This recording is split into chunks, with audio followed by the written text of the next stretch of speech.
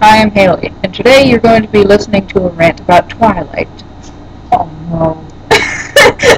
My mom in the background just said, "Oh no." Okay.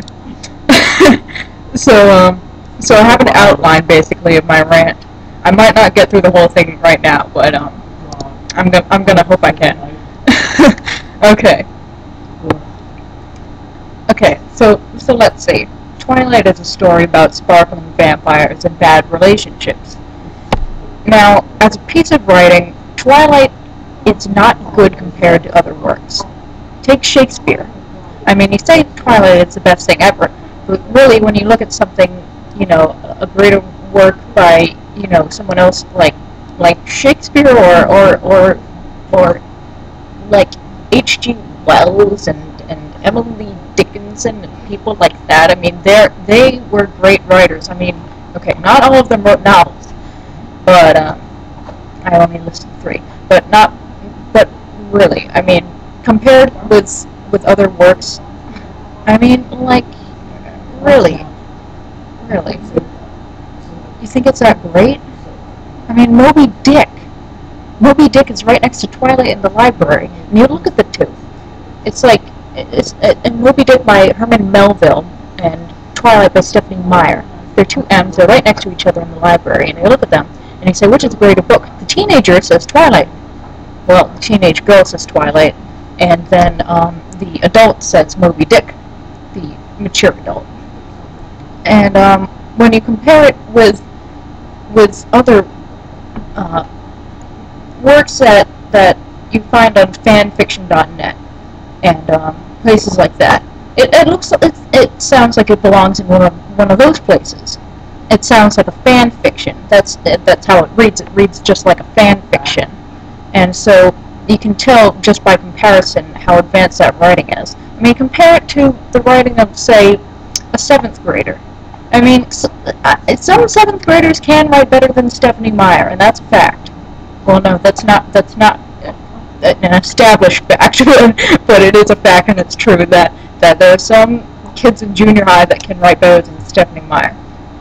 Now, when you look at Twilight as a piece of writing, you notice things like the cliches, like the knight on the white horse sort of thing, with Edward, and how Bella is like, damsel in distress, always, getting in trouble, and Edward's always there to save her. And so, there's that. Plus, there's, all the cliches that come from the works that Meyer admits she takes after.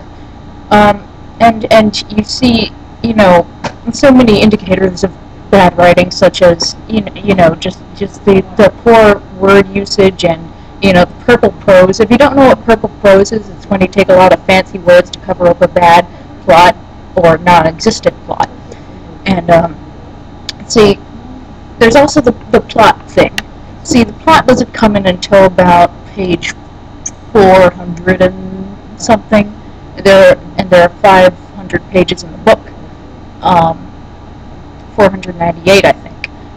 But anyway, the plot doesn't come in until like 3 or 4/5 of the way into the book, and that plot is bad nonetheless.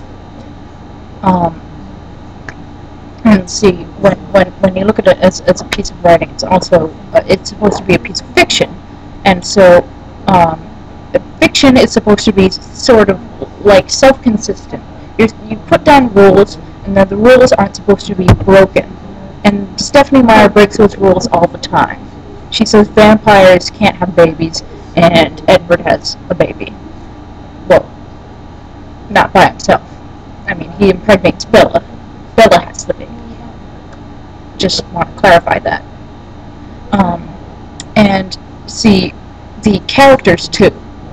She doesn't have any strong characters. See, there's something called a Mary Sue, which is basically an over-idealized character that has like it's so perfect, it's so glorified, and it's so cliche.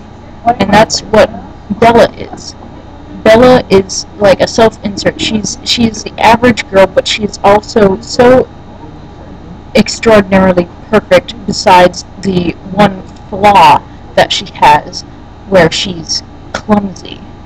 I mean, you can tell other flaws from from just reading Twilight that she's a total moron who doesn't know what an abusive relationship is. But anyway, she's a Mary Sue, a self-insert of Stephenie Meyer. She, reads all of this literature, and she does, she works at home for her dad and everything.